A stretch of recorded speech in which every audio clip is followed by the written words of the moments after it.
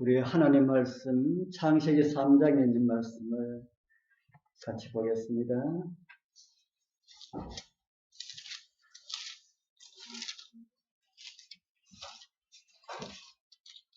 창세기 3장 17절입니다. 창세기 3장 17절 18절 창세기 3장 17절 18절 우리 같이 읽겠습니다. 다 찾으셨습니까? 아담에게 시작. 아담에게 이르시되 내가 내 아내의 말을 듣고 내가 너더러 먹지 말라 한 나무의 실과를 먹었은즉 땅은 너로 인하여 저주를 받고 너는 종신토록 수고하여 그 소산을 먹으리라. 땅이 내게 가시덤불과 엉겅퀴를 낼 것이라. 너의 먹을 것은 밭의 채소인지.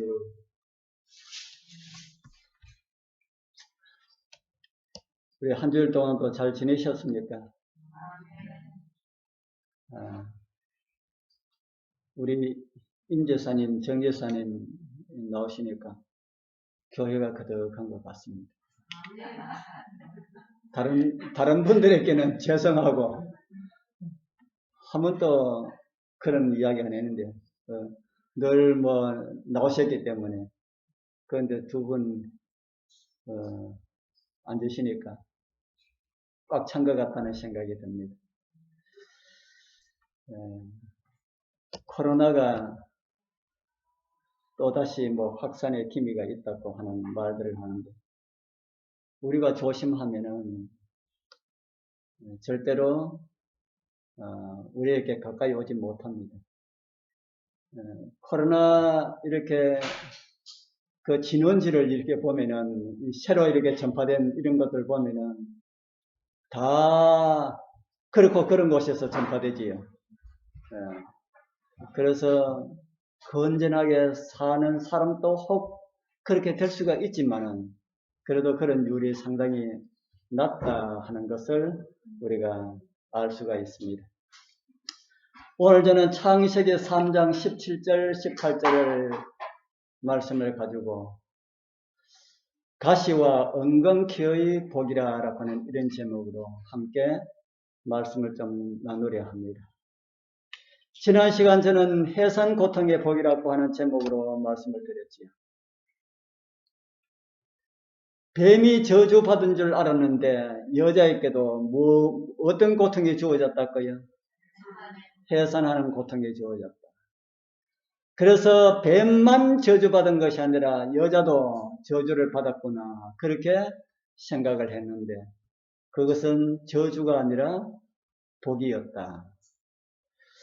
그 고통은 여인에게 영원한 생명을 알게 하신 하나님의 은혜였다 하는 말입니다. 그리고 그 고통을 통하여서 예수 그리스도의 십자가의 고통에 동참하게 하셨으니 얼마나 감사한 일일까. 여자에게 주신 것은 성경의 여자를 무엇으로 비유했습니까? 하나님의 백성들, 교회로 비유를 했습니다. 그래서 하와에게 주어진 모든 은혜의 복들은 또 다른 말로 하면은 우리 교회의 복이다라고 하는 사실을 우리는 덤으로 알게 되었습니다. 오늘은 이제 아담에게, 지난번에는 하와에게 선고된 저주와 같은 복을 살펴보았다면 오늘은 이제 아담에게 선고하신 또 저주와 같은 그 고통의 의미들을 함께 좀 살펴보도록 하겠습니다. 엉겅퀴와 가시와 엉겅퀴의 복, 이것도 별로 복 같이 않아 보이지 않습니까? 창세기 3장 17절을 제가 다시 한번 더 읽어보겠습니다. 아담에게 이르시되 내가 내 아내의 말을 듣고 내가 너더러 먹지 말라 한 나무의 실과를 먹었은즉. 아내의 말을 듣고 누구의 말을 들어야 됩니까? 하나님의 말씀을 듣고 순종해야 되는데 하나님께서 말씀하신 먹지 말라 한 그 나무의 실과를 아내의 말을 듣고 먹었기 때문에 두 가지 결과를 있게 될 것이다. 그렇게 말씀합니다. 그게 무엇입니까? 하나는 땅은 너로 인하여 저주를 받고, 그 다음에는요, 정신토록 뭐하여야? 수고를 하여야 그 소산을 먹으리라. 형벌처럼 느껴지지 않습니까? 네가 아내의 말을 듣고 내 말을 안 듣고 아내의 말을 들었기 때문에 땅은 너로 인하여 저주를 받고 너는 정신토록 수고하여 그 소산을 먹으리라. 어떻게 형벌처럼 느껴지는 이 말씀이 어떻게 또 복이 될 수가 있을까? 오늘 그런 내용들을 좀 살펴보려 합니다. 첫 번째 하신 말씀이 땅은 너로 인하여 저주를 받을 것이라 그렇게 하셨지요. 우리는 지난번에 뱀의 저주를 볼 때에 누가 죄를 지었는데 누가 저주를 받았습니까? 죄는 누가 지었고요? 죄는 아담과 하와가 지었고 저주는 누가 받았고요? 저주는 뱀이 받았다. 하와가 죄를 지었는데 뱀이 저주를 받았다 하는 겁니다. 이번에는 아담이 죄를 지었는데 하나님께서 아담을 저주하지 아니하시고 무엇을 저주하셨습니까? 땅을 저주하셨습니다. 땅이 저주를 받았다. 이 말씀은 하나님의 일방적인 선언이었지만은 땅은 누구하고 밀접한 관련이 있다는 것을 보여주는 것 같습니까? 땅은 누구하고 아주 밀접한 그런 관련이 있습니까? 땅에 살아가는 사람들과 관련이 있다. 우리 속담에 누구는 앉은 자리에 뭐도 나지 않는다라는 이런 속담이 있지요. 들어보셨습니까? 그 사람 좋다는 이야기입니까? 좀 세다는 이야기입니까? 저는 그 속담을 창세기 이 내용을 읽을 때에 그 속담이 생각이 났었습니다. 그래서 그 속담이 참 성경적이구나 라는 것을 저는 느꼈습니다. 아담이 범죄함으로 무엇이 저주를 받았어요? 땅이 저주를 받았습니다. 이후에 이제 아담의 아들 가인이 동생을 죽임으로 인하여서 땅은 또다시 저주를 받습니다. 그러니 오늘날 땅은 그때보다 저주가 더 심하게 임한 것 같습니까? 저주가 더 심하게 임한 것 같습니까? 지금은 더 나아진 것 같습니까?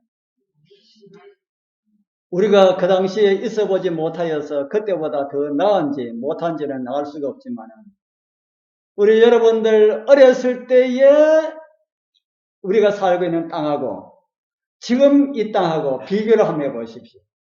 우리가 어렸을 때에 그때 땅하고 지금 땅하고 지금이 살기 좋은 땅인 것 같습니까? 살기 더 어려운 땅인 것 같습니까? 돈은 많이 벌고 해가지고 먹고 사는 것은 더 좋은지 모르지만은 땅은 그때보다 더 mon해졌다. 제가 어렸을 때 저는 시골에 살았기 때문에 제가 어렸을 때는 시골에 농약 거의 안 쳐도 거의 잘 되었어요. 특별히 콩이나 깨바 같은 이런 밭장벌은 농약이 거의 필요 없었습니다. 벼도 심어놓으면은 농약이 병충해가 있을 것 같으면은 방송해가지고 주라 해가지고 그렇지 않으면은 농약도 치지도 않아도 아주 잘 되었습니다. 그런데 지금은 모든 식물들이 농약을 치지 않으면은 농사가 안 될 정도로 그렇게 칩니다. 농사만 그런 것이 아니고 산에 있는 산림도 여러분들 산림 그 방지하는 거 보셨죠? 비행기 날아가면서 약 치지 않으면 지금 소나무도 안 됩니다. 그러니까 땅은 가면 갈수록 자꾸 뭐해진다는 걸 보여줍니까? 자꾸 나빠지는 것을 보여줍니다. 왜 그렇게 나빠질까요? 왜 그렇게 나빠질까? 저는 창세기를 통하여서 깨달은 것은 땅은 사람 따라 간다. 그렇게 저는 생각했습니다. 사람이 악하여지면은 땅도 어떻게 되고요? 땅도 자꾸 악하여지고, 사람이 좋아지면은 땅도 좋아지는데, 이 사람이, 지구에 사는 사람이 좋아질 이유가 없지요. 그래서 마지막 시대에 살고 있는 하나님의 백성들, 특별히 재림을 기다린다고 하는 사람들은 환경보호에 앞장서는 사람들이 되어야 합니다. 환경 파괴를 할 수 있는 것은 재림 성도들은 정말 할 수 있는 대로 하지 말아야 된다. 그래서 그런 백성들이 있는 땅은 정말 하나님 백성들, 하나님의 말씀에 온전히 순종하는 이런 백성들이 모여있는 땅은 지금도 저는 좋을 것이라 생각을 합니다. 왜냐하면 옛날 애굽 지역에, 애굽의 다른 모든 지역들은 재앙이 내려서 땅이 황폐되었지만은 고센 땅은 어떻게 되었습니까? 고센 땅은 하나님의 돌보심으로 축복의 땅이 되었던 것처럼 오늘날도 그럴 수가 있다. 그런 생각을 하게 됩니다. 그런데 오늘 말씀을 자세히 읽어보면은 땅은 너로 인하여 저주를 받고 이런 말씀을 보게 됩니다. 땅이 누구 때문에 저주를 받았다는 겁니까? 땅은 너로 인하여 저주를 받고, 땅은 너로 인하여 저주를 받고 라는 이 말씀에는 두 가지 의미가 있습니다. 하나는 너 때문에 내가 못 살게 되었다 하는 것이고요. 다른 하나는 너를 위하여 내가 죽게 되었다라는 말입니다. 무슨 말씀인지 이해가 됩니까? 땅이 너로 인하여 저주를 받았다라고 하는 것은 아담 때문에 땅이 저주를 받았고, 또 다른 말로는 아담을 위하여 저주를 받았다라는 말입니다. 오늘날 환경의 오염으로 인하여서 땅이 황폐되어 가는 것도 누구를 위하여 허락을 하셨을까요? 하나님께서 허락하지 아니하시면 땅 황폐되는 것, 허락하지 아니하시면 황폐가 되지 않지요. 그런데 누구를 위하여 땅에 황폐되는 것을 허락하셨다.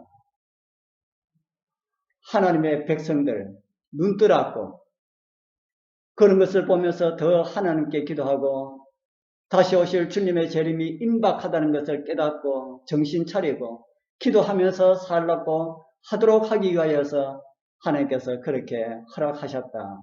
그런 생각을 우리는 할 수가 있습니다. 지금에도 이 정치인들이 환경에 대하여서 늦게라도 눈을 뜨는 것 같아서 참 다행이다 하는 생각이 듭니다. 사람들이 저질러 놓은 것들로 인하여서 땅이 황폐되는 것도 하나님 백성들에게 정신 차리고 살라는 하나님의 신호다 하는 겁니다. 저주받은 땅이 아담에게 내어준 것이 있지요. 저주받은 땅이 아담에게 무엇을 내어주었습니까? 창세기 3장 18절 19절에 있는 말씀이죠. 땅이 내게 무엇과 무엇을 준다고요? 땅이 내게 가시와 가시덤불과 은근키를 낼 것이다. 가시하고 은근키하고 좋은 겁니까? 지난번 저희들이 군위에 있을 때 우리 성도님들이 군위에 한번 오셨지요. 그래서 저희들이 매일 그곳에 있을 때 자주 매일 한 번씩 갔던 저수지로 모시고 간 일이 있습니다. 우리 정기사님 저수지 보셨어요? 가보신 분들은 아마 기억할 겁니다. 이 그림. 저는 이 그림 보고 너무 신기해가지고요. 하나님께서 저수지라는 화폭에다가 하나님께서 친히 천년계 자본을 동원해서 그린 그런 작품입니다. 그림이 너무 신비해가지고 장유서 오신 우리 성도님들에게 이곳을 함께 가보자 해가지고 구경을 시켜드렸습니다. 그래서 구경을 하고 내려오는 길에 길 옆에 은근히 꽃이 너무 이뻐서 제가 그 꽃을 보는 순간 소리를 쳤습니다. 여기 진짜 은근키가 있다 하고 있습니다. 그러면 가짜 은근키도 있습니까? 이게 은근키 꽃입니다. 가짜 은근키도 있습니까? 제가 거기를 올라갈 때 제가 은근키를 본 것은 은근키는 은근키인데 변종된 은근키. 은근키가 그냥 대가 그냥 쭉 이래 올라가지 않고 대가 넓적하게 이래 올라가는 은근키들 있지요. 그거 전부 변종된 은근키들입니다. 그 가짜 은근키, 저는 그걸 가지고 가짜 은근키라고 합니다. 그런데 제가 본 은근키, 요게 제가 본 은근키입니다. 거기서 찍은 겁니다. 은근키가 참 예쁩니까? 참 예쁩니다. 그런데 이렇게 예쁜데 자세히 보면은 이거 이쁘다고 꺾으려고 덥석 만지면 어떻게 될까요? 이것에 이 가시가 아주 예리한 그런 가시겠다는 겁니다. 창원에 가면은 장미공원에 있는 거 여러분들 다 잘 아시죠? 올해 되면은 장미 축제를 하는데 장미 종류가 참 많아가지고 이거 그때 우리 갔을 때 제가 찍은 겁니다. 아시는 분이 있는 것 같습니까? 이 장미도 이쁘다고 만지면은 어떻게 될 수가 있습니까? 왜 하나님께서 이런 예쁜 장미에 가시를 주셨을까? 여러분 생각 안 해보셨습니까? 원래 하나님께서 장미를 창조하셨을 때는 가시가 없었을 것이다. 저는 그렇게 생각합니다. 여러분들도 그렇게 생각하십니까? 장미의 가시는 아담과 하와로 인하여서 땅을 저주할 때에 그때 생긴 가시다. 그리고 우리는 창세기에서 그 정도로만 그치면은 많은 손해를 봅니다. 여기서 우리가 무언가를 얻어야 되겠지요. 이 가시를 통해서 나타난 하나님의 마음을 여기서 우리는 읽어야 합니다. 가시는 우리 인생의 어떤 것을 상징할까요? 사도 바울이 고린도후서에 이런 말씀을 썼습니다. 우리 같이 한번 읽어보겠습니다. 여러 계시를 받은 것이 적이 크므로 너무 자고하지 않게 하시려고 내 육체의 가시 곧 사단의 사자를 주셨으니 이는 나를 쳐서 너무 자고하지 않게 하려 하십니다. 이것이 내게서 떠나기 위하여 내가 3번 주께 간구하였더니 바울이 너무 자고하지 않도록 하기 위하여서 무엇을 주셨다 합니까? 육체의 가시, 또 다른 말로 사단의 사자를 주셨다. 사단의 사자라고 하는 이 바울이 가지고 있었던 육체의 가시가 어떤 것이었을까? 어떤 분들은 사도 바울이 안질이 있었다 이렇게 말하시는 분이 있습니다. 성경에는 거기에 대한 언급이 없습니다. 그래서 성경학자들이 내려오면서 하시는 분들이 사도 바울은 안질이 있었다. 그래서 사도 바울의 서신서를 보면은 거의 대부분 드디오라고 하는 사람이 대서한 이런 것들을 보게 됩니다. 그리고 자기가 직접 편지를 쓴 글에는 마지막 부분에 어떤 내용이 나오면은 내가 당신들에게 쓴 이 큰 글씨, 이래서 사도 바울이 직접 글을 썼을 때는 글을 크게 썼다. 크게 쓴 이유가 뭔지 아시죠? 이제 눈이 조금씩 어두워지시는 분들은 아마 알 겁니다. 저도 옛날에 성경 볼 때 성경에 글 써놓은 거는 아주 잘 와서 지금 보면 전혀 보이지 않아요. 그런데 지금 성경에 글 쓰면 크다하게 이렇게 써놓습니다. 내가 보이지 않으니까 크게 쓸 수밖에. 그래서 사도 바울이 그 큰 글씨라고 하는 걸 보면은 틀림없이 안절이 있었을 것이다. 이렇게 이야기하신 분도 있고요. 또 어떤 분들은 내가 말에는 절하나라는 이런 말씀을 통해 가지고 사도 바울은 언변에는 너무 약한 사람이었다. 이렇게 이해하신 분도 있습니다. 그런데 저는 그거 아니라고 생각합니다. 사도 바울이 복음을 전할 때에 교회에서 설교할 때에 그 도시에 있는 모든 사람들이 바울의 설교를 듣기 위해서 다 모였다고 하는 그런 성경 말씀을 볼 수 있기 때문입니다. 그리고 어떤 분들은 사도 바울이 간질이 있었다 이렇게 이야기하시는 분들이 있습니다. 그런데 이런 내용들은 다 정확한 그런 정보가 없고요. 그 중에 안질이 성경에 조금 정복에 있어서 안질이 있었다라고 하는 것이 바른 이해가 아닐까 저는 그렇게 생각합니다만 정확한 것은 아무도 알 수가 없습니다. 그런데 가시가 무엇이라는 것이지요?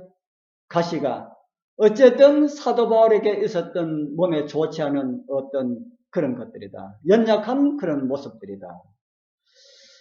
질병과 인생에게 당하는 이 고난 같은 것이라고 이해할 수가 있습니까? 그래서 사도 바울은 이런 것이 떠나기를 기도드렸더니 하나님께서 응답을 주셨지요. 어떤 응답을 주셨습니까? 요 다음 말씀에 보면은 내게 이르시기를 내 은혜가 어떠하단 말입니까? 내 은혜가 네게 족하다. 하나님께서 사도 바울을 고쳐줄 수 있을까요? 딱 그 외에 사도 바울도 사람을 고치고 하는 이런 일이 있지 않습니까? 딱 고쳐줄 수도 있지만은 하나님이시여 저한테 이것만 없으면 너무 좋겠습니다. 그럴 때면은 하나님께서 말씀하시기를 내 은혜가 네게 족하다. 그 이유는 뭐라고 합니까? 내 능력이 어디서 온전해진다고요? 약한 데서 온전해진다. 그래서 바울은 오히려 약한 것을 어떻게 한다는 말입니까? 약한 것을 자랑한다. 그런 말을 했지요. 그리고 또 이런 말씀을 우리에게 주고 있습니다. 그러므로 내가 그리스도를 위하여 약한 것들과 능력과 궁핍과 핍박과 곤란을 기뻐한다. 그 이유가 뭐라 그럽니까? 약할 그때가 뭐 할 때랄까요? 약할 그때가 강할 때다. 바울은 자기가 연약한 모습으로 있을 때가 가장 강할 때라고 합니다. 이것이 하나님께서 아담을 위하여 땅을 저주하신 이유다 하는 겁니다. 우리 사랑하는 성도님들, 우리 여러분들도 당하는 어떤 시련이 있습니까? 믿음 지키는 일로 인하여서 겪는 그런 어떤 어려움이 있습니까? 우리 여러분들이 극복해야 할 어떤 문제들이 있습니까? 기도하게 되길 바랍니다. 그리고 그러한 일로 인하여서 그것이 없었다면은 기도하지 않았을 텐데 그것으로 인하여서 기도할 수 있다는 사실을 인하여서 기뻐하게 되길 바랍니다. 이유는 하나님의 온전한 능력을 경험할 수가 있는 그런 기회가 되기 때문이다. 그렇게 성경은 우리에게 가르쳐주고 있습니다. 그 연약함이 없었더라면은 그것 때문에 기도하지 않았더라면은 하나님의 능력을 경험할 수가 없을 텐데 그것 때문에 그 연약함 때문에 기도했더니만은 하나님께서 더 많은 것을 나에게 주셨다. 사도 바울도 그런 연약한 가운데서 강함을 주시는 하나님의 은혜를 경험하였다. 그렇게 성경은 우리에게 가르쳐주고 있습니다. 우리 사랑하는 성도님들, 우리 여러분들에게도 혹 약한 이런 부분이 있다면은 그런 모든 것을 하나님의 은혜로 체험받고 하늘나라도 그리스도의 보혈로 넉넉하게 들어가는 그런 은혜가 우리 모두와 함께하기를 축복합니다. 두 번째로 주님께서 말씀하신 것은 이마에 땀을 흘려야 먹을 수 있다라는 말씀을 하셨지요. 창세기 3장 17절입니다. 같이 한번 읽어보겠습니다. 아담에게 시작. 아담에게 이르시되 내가 내 아내의 말을 듣고 내가 너더러 먹지 말라 한 나무 실과를 먹었은즉 땅은 너로 인하여 저주를 받고 너는 종심토록 수고하여 그 소선을 먹으리라. 그 다음 19절입니다. 내가 얼굴에 땀을 흘려 식물을 먹고 필경은 흙으로 돌아가리니 그 속에서 네가 취함을 입었습니다. 너는 흙이니 흙으로 돌아갈 것이니라 하시니라. 이 말씀은 먹고 살기가 쉽다는 말씀을 해주는 겁니까? 힘든다는 말씀을 해주는 겁니까? 뭐 해야 뭐 하고 먹으라는 말입니까? 열심히 수고하고 먹으라는 말씀이죠. 오늘 이 자리에 앉아 계시는 분들은 어떤 요령을 가지고 한탕 이렇게 하려고 하시는 그런 분이 없다는 사실을 인하여 참 감사를 드립니다. 땀을 흘리는 것은 하나님께서 우리에게 주신 귀한 복이다. 그렇게 성경은 우리에게 가르쳐주고 있습니다. 가시와 엉겅퀴가 복이 되시 우리가 땀을 흘려야 열심히 일을 하여야 먹을 수 있다는 사실은 축복이다 하는 말씀입니다. 여러분 그런 생각이 들지 않습니까? 아이고 나는 복이 안 들어도 좋다. 좀 쉽게 돈 좀 벌었으면 좋겠다. 그리고 좀 편하게 살았으면 좋겠다라는 이런 생각 여러분 드십니까? 그런 생각 들 때 이거는 사단이 우리의 마음에 주는 생각이다 하고 그런 마음들을 다 내쫓게 되길 바랍니다. 그런데 오늘 말씀은 이 세상에서 우리의 생명을 연장하기 위해서 주신 말씀도 되지만은 이것으로 끝나면 안 되잖아요. 영원한 영생을 위하여서 우리에게 주신 말씀이다 하는 겁니다. 많은 사람들이 이 땅에 살아가기 위하여서 죽도록 일하면서 천국은 무엇으로 간다 그럽니까? 천국은 여러분들 천국은 무엇으로 간다 그럽니까? 아이들 노래도 있잖아요. 하늘은 뭐 버스 타고도 못 가고 기차 타고도 못 가고 뭐 하고도 못 가고 뭐로 간다 그래요? 믿음으로 간다 그러지 않습니까? 천국은 믿음으로 간다 하니까 맹목적인 믿음으로 천국은 따놓은 것처럼 그렇게 살아가는 사람들이 많이 있다 하는 겁니다. 그럼 천국도 종신토록 수고하고 땀을 흘려야 들어갈 수가 있는가? 예수님 바라보게 되길 바랍니다. 뱀에게 한 저주가 나중에 알고 보니까 누구에게 한 저주라고 여러분 들으셨습니까? 뱀에게 한 저주가 뱀이 저주받은 줄 알았는데 나중에 보니까 나무에 달린 그 뱀은 누구를 상징하는 것이랄까요? 십자가에 달린 예수님을 상징하는 것이라는 그 말을 듣고 에덴 동산에서 뱀에게 한 저주는 뱀에게 한 저주가 아니라 우리 대신 죄의 저주를 받으리라고 말씀하신 당신 자신에게 향한 저주였구나 하는 것을 우리는 알게 되었습니다. 여자의 해산의 고통도 우리를 잉태하시는 예수님의 고난이라고 제가 말씀을 드렸지요.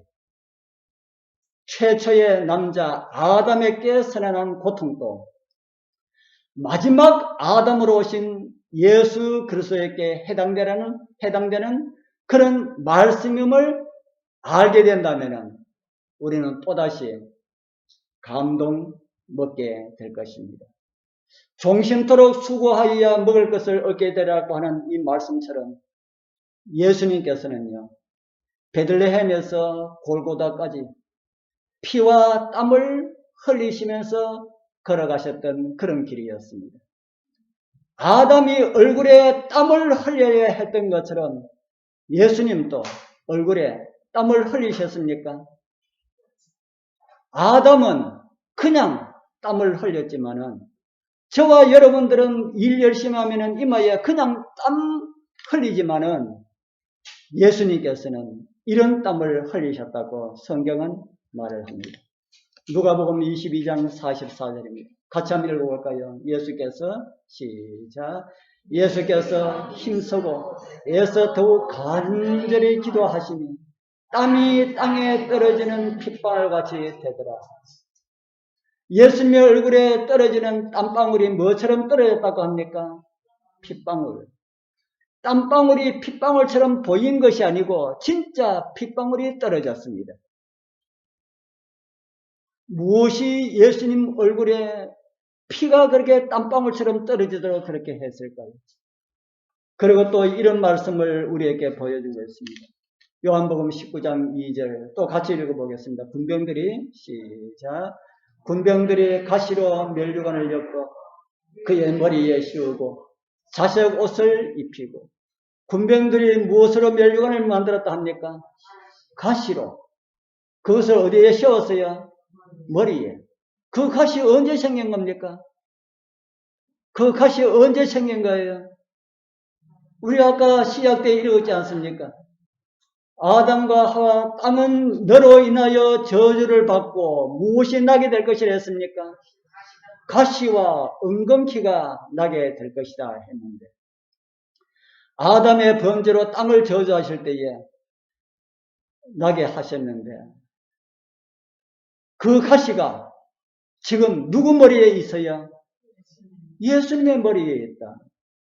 예수님께서 아담과 하와를 앞에 놓고 땅은 너로 인하여 저주를 받고 가시와 은건키를 낼 것이라 라는 말씀을 하셨을 때에 나중에 이 땅에 오셔가지고 머리에 가시관을 쓰게 될 사실들을 아셨을까요? 모르셨을까요? 아셨습니까? 그거 아시면은 가시 말고 냅니까? 가시 안 만들었으면은 그거 안 쓸 건데. 그거 다 아시면서 죄에 대한 저주는 그것을 받아야 된다는 것을 예수님께서 아셨기 때문에 그거 다 아시면서 땅은 너로 인하여서 뭐가 나도록 하라고 했습니까? 가시와 은건키를 내라 그렇게 하셨다. 가시 중에 왕가시, 사람이 맞는 가시지요. 가시도 땅에서 나는 가시가 있고 사람이 맞는 가시가 있습니다. 사람이 맞는 가시 가운데 가장 큰 가시못에 주님 손가발이 찔리시고 그것으로 인하여서 피와 물을 쏟으시고 돌아가셨습니다.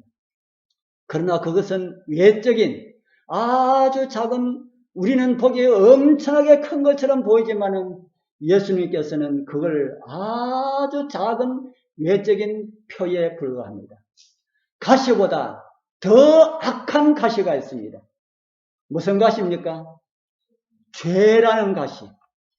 죄라는 가시가 너무 악하여서 죄 때문에 주님의 심장이 터지게 되었다. 그래서 주님 돌아가셨습니다. 우리에게 영원토록 가시가 없는 세상을 주시기 위하여서 저주받은 땅에서 난 가시와 은건키에 의하여서 주님께서 그런 고난을 받으셨다. 그래서 우리는 저주받은 땅에서 난 가시와 은건키를 읽을 때마다 이런 것을 우리는 생각하면서 읽으면 은혜가 좀 많이 있을까요? 우리 주님께서 우리에게 가시 없는 삶을 주시기 위하여서 그렇게 하셨습니다. 이제 우리 주님 오시는 그날 저 천국 하늘 본향에 가면은 가시와 은건키 다 제하시고 황금 카페트를 깔아놓고 저와 여러분들을 기다리시는 주님. 우리 그곳에 주님 꼭 만나야 되지 않겠습니까? 코로나 무섭다고 그냥 주주주 하지 마시고 과감하게 우리 신앙합시다. 그래서 우리를 위해 주님 쓰셨던 그 가시자리 하늘에 가서 주님 이게 우리를 위하여 쓰셨던 그 가시자리입니까? 우리 주님 가시자리 그대로 있습니다. 손에 못자국도 그대로 있고요. 우리 주님 우리를 위해서 쓰셨던 가시자리 만지면서 우리 주님의 사랑을 더 깊이 확인하고 느낄 수가 있는 그곳에 우리 꼭 참여하게 되길 축복합니다. 참여 부르겠습니다. 제가 이 많이 안 불렀던 참여, 이 주님의 십자가를 생각